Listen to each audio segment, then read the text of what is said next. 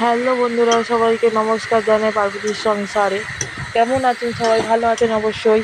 দেখো আমার মা রান্না করছে, আমি সেই ভিডিওটা করেছি। মোচা মোচা চিংড়ি ছোলা দিয়ে তরকারি করছে মা।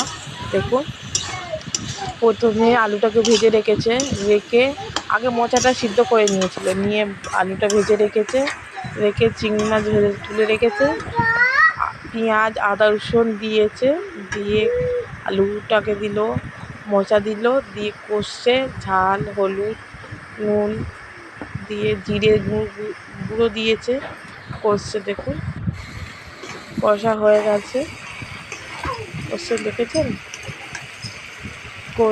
কষে গেলে এবারে জল দিয়ে দেবেন, উষ্ণ গরম জল দেবেন, দিলে ভালো টেস্ট হবে খাবারটা। দেখেছেন জল দিচ্ছে। 1 ঘন্টা ফুটিয়ে নেবেন, নিলে তারপর গরম মশলা ছিটিয়ে দেবেন, লাবিয়ে খেয়ে নেবেন গরম গরম ভাতে।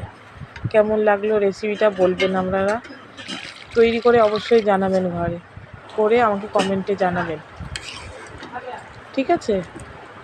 কেমন লাগলে বলবেন, লাইক অ্যান্ড সাবস্ক্রাইব সবাই করবেন।